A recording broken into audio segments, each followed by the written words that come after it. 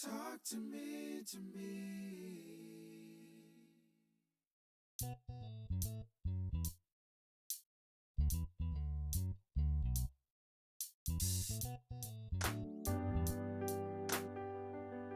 Welcome to a brand new episode. Let us discover your true purpose.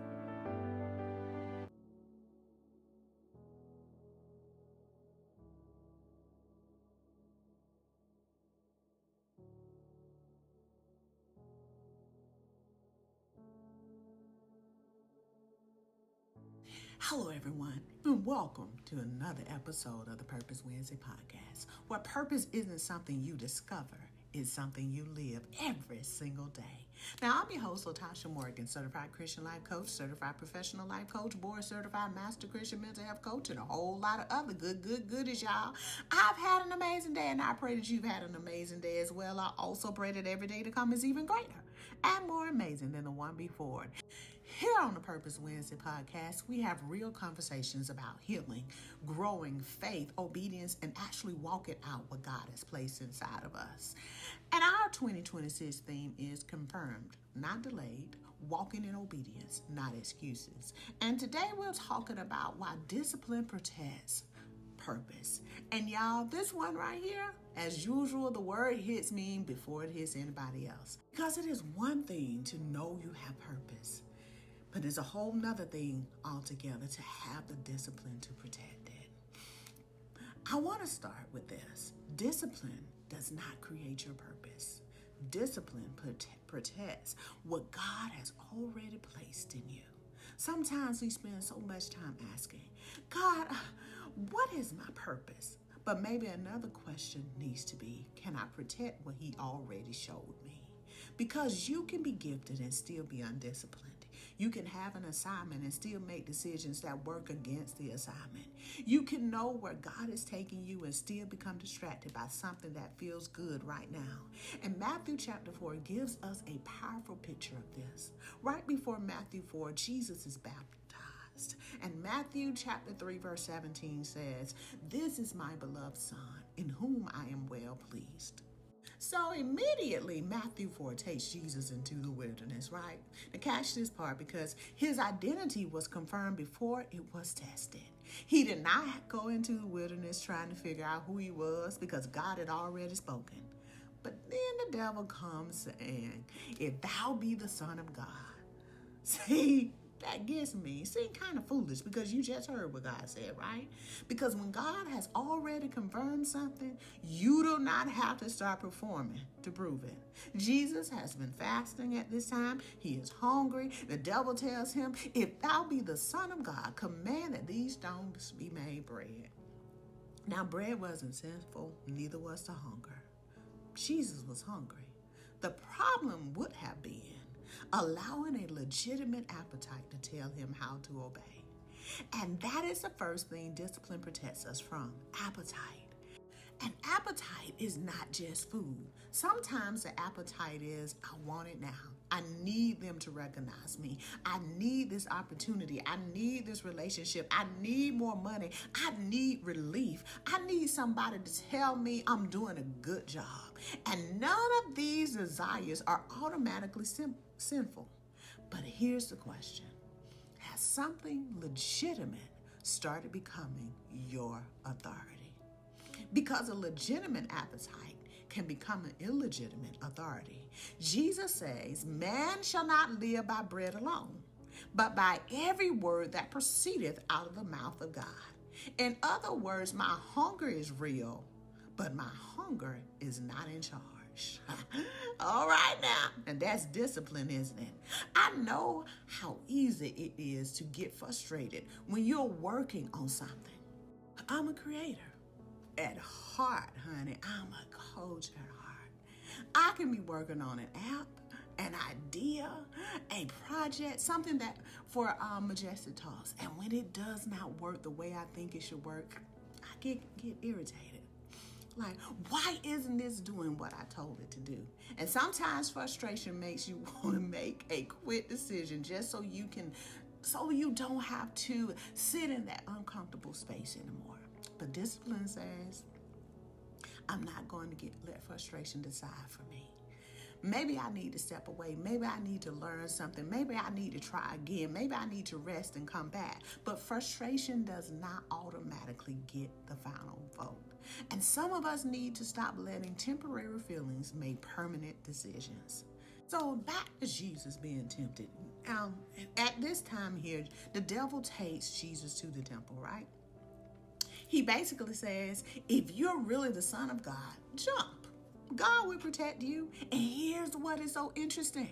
The devil uses scripture. He quotes Psalm 91. So just because somebody gives you a Bible verse does not mean they are applying the Bible verse correctly. Jesus answered him and says, thou shalt not tempt the Lord thy God. He refuses to manufacture a situation just to prove that God is with him. And somebody, I know somebody, you need to hear this right now. You do not have to perform what God has already confirmed. You do not have to overspend to look successful. You do not have to exhaust yourself to prove you're committed. You do not have to keep explaining yourself to people who have already decided not to understand you. You do not have to make everything visible so people will know God called you. Jesus did not jump. He did not say, watch this, I'm about to prove it, honey. No, God had already said, this is my beloved son. What else needed to be proved? And some of us are exhausting ourselves trying to prove something that God already settled. I understand because I've done it. And sometimes I do it. Now we get to the third temptation. The devil shows Jesus the kingdoms of the world and says, all these things will I give thee, if thou wilt fall down and worship me. Now, this is where it gets very interesting for purpose, because Jesus is king. The destination itself is not the problem. The problem is the road being offered to get there. It's a shortcut. No cross, no suffering, no obedience through the process. Just bow down and I'll give it to you now. And that gives us one of the biggest warnings in this passage. The enemy may not always try to talk you out of the destination. Sometimes he'll offer you the right destination by the wrong road. And that is why everything that looks like opportunity is not necessarily an opportunity you are supposed to take. A shortcut can save you time, but it'll cost you purpose.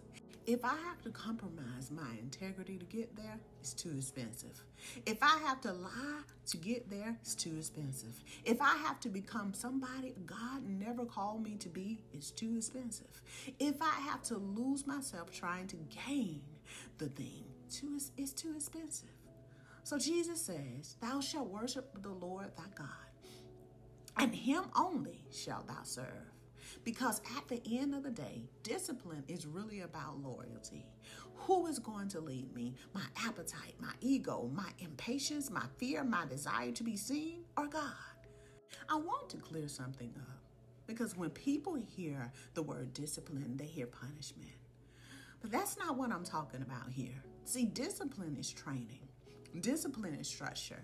Discipline gives your conviction somewhere to live. If I say I believe God called me to something, then discipline says, what does my schedule look like?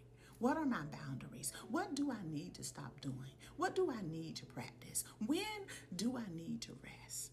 Because yes, rest is part of discipline too. And I know that personally, because when purpose is something you love, it can be hard to turn it off. See, sometimes when I'm working on the Majestic talks, I work from home. I can be washing clothes, cooking, listening to research, thinking through an episode, talking through an idea, because I love it. Purpose is part of me.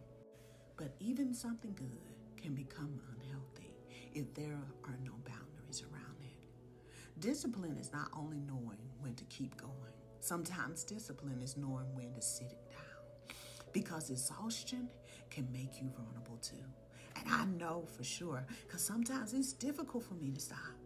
So maybe the question today is not, what do I need to add? Maybe the question is, what do I need to say no to?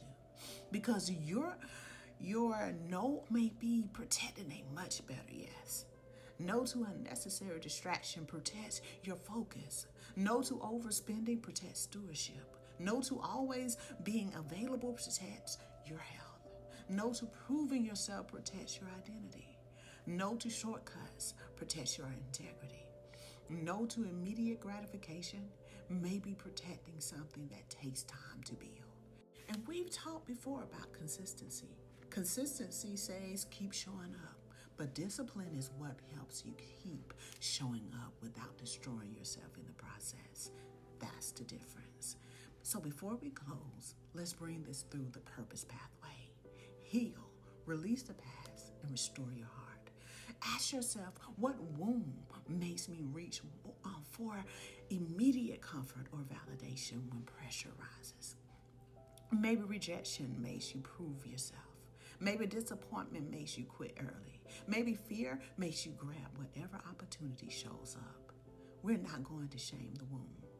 We're going to heal it so that it stops making decisions for us. Grow, renew your mind, and strengthen your faith. Ask what discipline would make my purpose safer in my own hands. Maybe it's prayer, maybe it's scripture, maybe it's sleep, maybe it's a budget, maybe it's planning, maybe it's accountability, maybe it's putting the phone down, maybe it's learning to say, not today. Growth is not always adding more. Sometimes growth is becoming strong enough to govern what already has access to you. It's a hard decision and it's a hard choice, but it's one we have to make. Walk, move boldly, and live on purpose. Identify one, know that protects your greater yes, not 10, just one. What do you need to say no to this week so you can keep saying yes to God? Because purpose needs more than excitement. Purpose needs protection. So here's what Matthew 4 teaches me, and I hope that it taught you. Jesus was hungry, but hunger was not his authority. Jesus was challenged to prove himself, but he did not perform. Jesus was offered a shortcut, but he refused to compromise his worship. And every time pressure came, Jesus remained aligned with the Father. That's discipline, not professionalism, not punishment, not trying to earn God's love. It is having enough structure, enough conviction, enough spiritual maturity to say, this feeling is real, but it doesn't lead me. This opportunity is attractive, but it doesn't own me. This shortcut is faster, but it is not God's way. I know who I am, so I don't have to prove it. Purpose can be confirmed and still require protection. So protect it. Protect your peace, protect your integrity, protect your time, protect your worship, protect your obedience. And remember, a shortcut can save time and still cause purpose. So thank you for joining me for another episode of the Purpose Wednesday podcast. Keep healing, keep growing, keep walking, because purpose isn't something you discover. It's something you live every single day. Good night, everyone.